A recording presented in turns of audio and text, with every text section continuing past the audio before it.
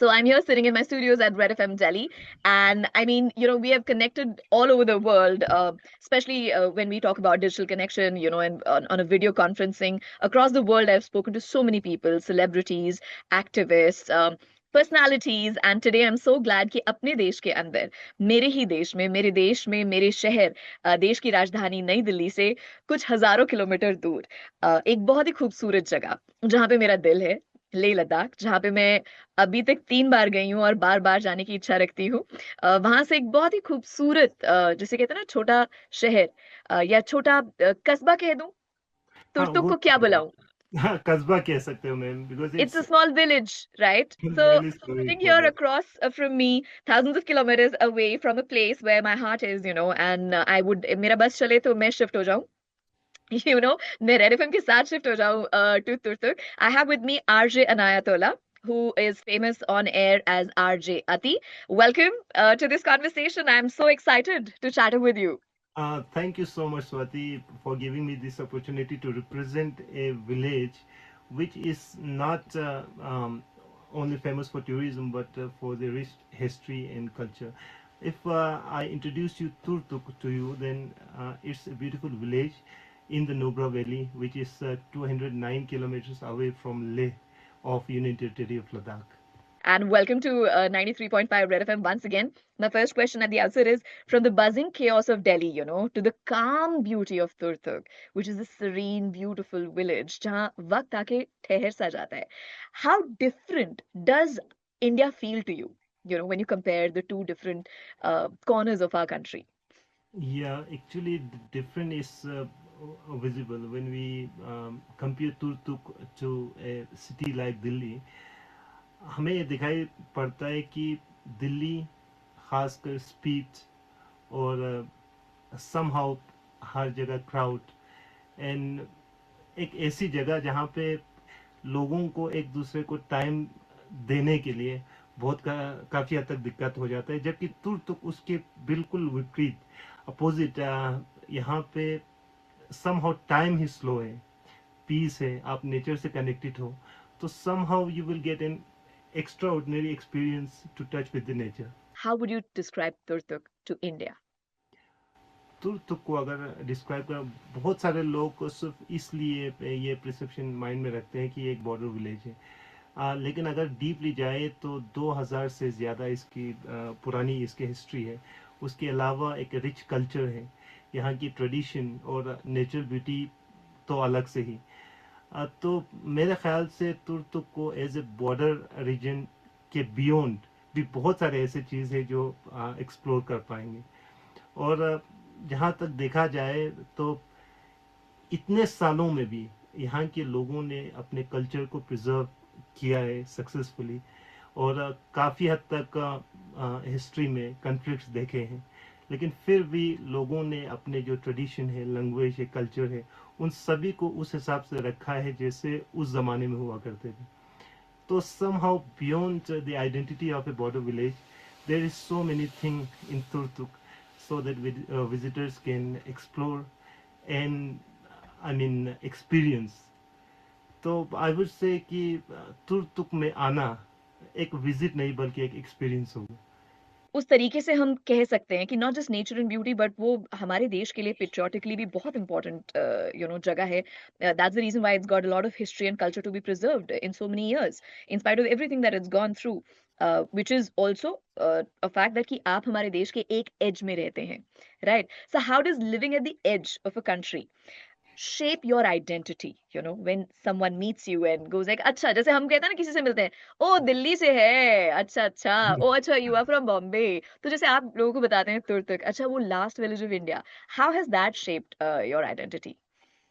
Yeah, actually, being at the edge of the country, it totally give you an identity geographically. लेकिन उसके साथ साथ हम ये भी नहीं भूलना चाहिए कि यहाँ की 2000 से सालों से ज़्यादा की हिस्ट्री है, यहाँ की एक कल्चर है। यह बल्तिस्तान की इकलौता ऐसा रीजन है जो अपने इंडिया में है। तो ये भी सुन के सरप्राइज होंगे कि बाकी जितने भी बल्तिस्तान के एरिया है वो पाकिस्तान की ऑक्यूपेशन में है, या we can say it's occupied by the invaders in 1947, but Turtuk is the only region which is under our administration. सो ये भी एक यूनिक चीज़ है। और यहाँ की लैंग्वेज, यहाँ बल्ती लोग रहते हैं और बल्ती लैंग्वेज बोला जाता है, जो कि शायद इतने मतलब छोटे जगह पे एक ऐसे ट्राइब रहते हैं जिसकी हिस्ट्री हज़ारों सालों की है और लैंग्वेज और आइडेंटिटी डिफरेंट है।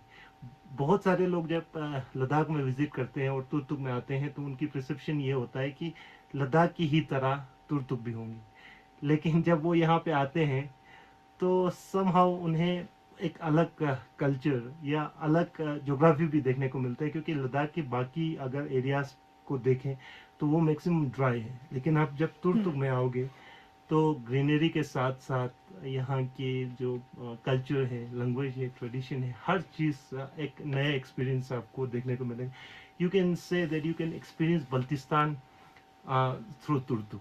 But what is that one thing probably people from rest of the country get it wrong as a tourist when they go to Turtuk, which is, probably not the right way to be a tourist in Turtuk. Yeah, I would say they must have the perception of respect and responsibility, क्योंकि हम किसी जगह को explore करने के साथ साथ उसके इन्वायरमेंट, कल्चर, उन सारी चीज़ों का भी ख्याल रखना चाहिए।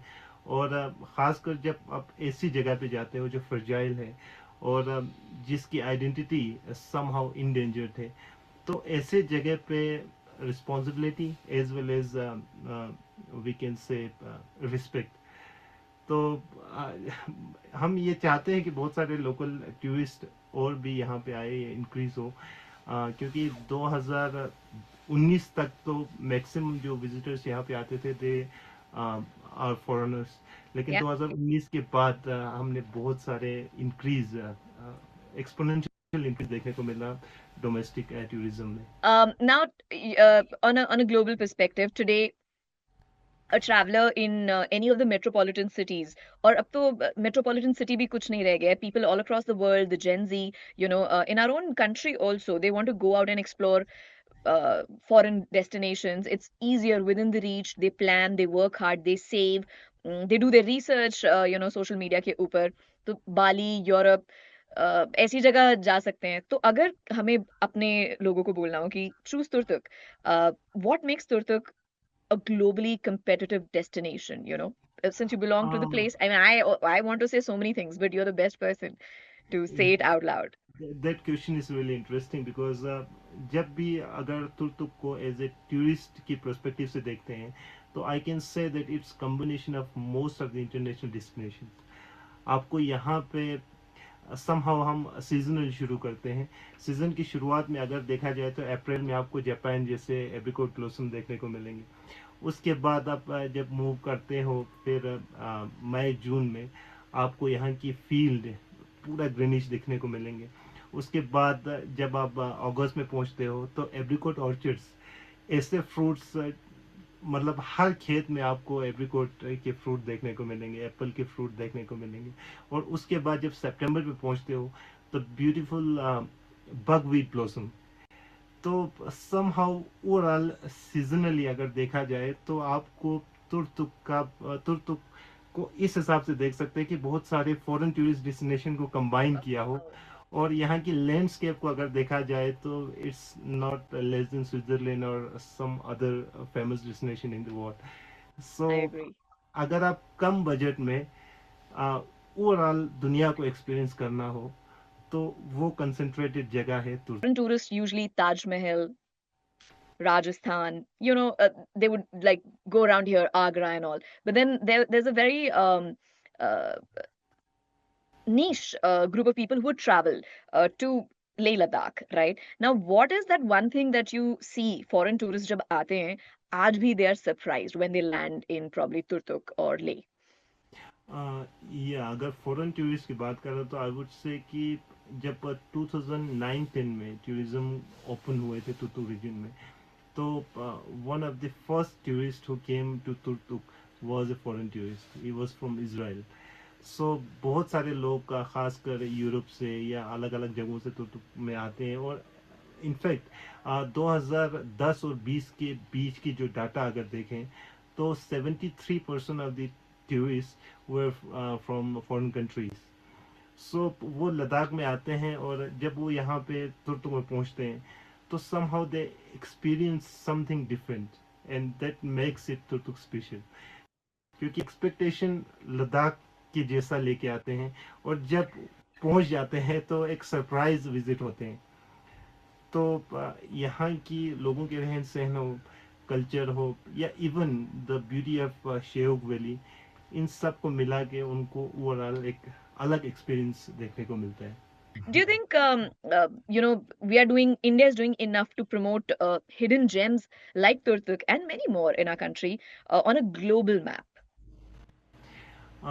Yeah, most of the time I feel that we are doing better, but there are so many things we need to improve. Turtuk जैसे रीजन के लिए somehow एक स्टोरी टेलिंग वे ऑफ जरूरी है. प्रमोशन की जरूरी है. और इनफैक्ट अगर जो हमारे प्राइम मिनिस्टर है उन्होंने भी तुर्तुक को मेंशन किया था अपने सोशल मीडिया कंटेंट्स में. So that is also a part of promotion of this beautiful village. As well as social media influencers की अगर बात करें तो वो भी अपने हिसाब से बहुत सारे कंटेंट बना रहे हैं तुर्तुक को लेके. लेकिन मैं ये मानता हूँ कि तुर्तुक सिर्फ एक पिक्चर की सीन या फोटोग्राफी के पर्सपेक्टिव से ही नहीं, बल्कि यहाँ पे बहुत सारे ऐसे चीज़ें हैं जो एक्सप्लोर कर सकते हैं. यहाँ की रिच हिस्ट्री जो कि 2000 साल पहले, यानी कि one of the main civilization of the Indus valley civilization. और उसके अलावा यहाँ की कल्चर आपको समहाउ एक ऐसे मतलब आइडेंटिटी से मिलाएंगे जो हजारों साल से इस माउंटेन्स में सरवाइव किए हैं. और यहाँ की लैंग्वेज की अगर बात करें तो ऐसी छोटी सी जगह में समहाउ कुछ ऐसे बंच ऑफ पीपल रहते हैं जो अपने ही अलग आइडेंटिटी और लैंग्वेज के साथ जीते हैं. तो somehow Turtuk is beyond the scene of nature. It is beyond the photographies, and it has a rich culture. So I think we need to promote that also. What kind of exposure do you think youths in border regions need from cities, like Delhi, Mumbai, Kolkata, or any other city which is mainly basically, let's just say, इतने हजारों kilometre दूर जो कोई भी border वाला area होगा, वहाँ के यूथ के बीच में और बाकी के रेस्ट ऑफ द देश के यूथ के बीच में, जो शहरों के बीचों बीच रहते हैं, बहुत फर्क होगा. तो what is that sort of exposure which you see is missing probably? हाँ, यहाँ पे टूरिज्म की वजह से अपॉर्चुनिटीज तो काफ़ी हैं, लेकिन अगर किसी सिटीज के अगर कंपैरिजन में देखा जाए तो एक तो है ट्रेनिंग और how to manage tourism in as well as other sort of development. और सेकंड चीज़ जो प्रोफेशनलिज्म, क्योंकि जहाँ तक हमने सिटीज़ में देखा है टाइम को इम्पोर्टेंस देना और मतलब हर चीज़ अच्छे से मैनेज करना, उस टाइप की अगर ट्रेनिंग यहाँ की यूथ को मिल जाए तो it will boost their potential to harness the benefits of tourism. Thank you so much. I'll cut this short now and I'll end our conversation, and let's hope next time someone visits Turtuk and hears you, they remember this conversation, that they witnessed this between Delhi and Turtuk right here with us on Red FM. And as we say on Red FM 93.5 Red FM, bajate raho. I'll end on that note. Thank you. Thank you so much. बजाते रहो 93.5 Red FM, बजाते रहो.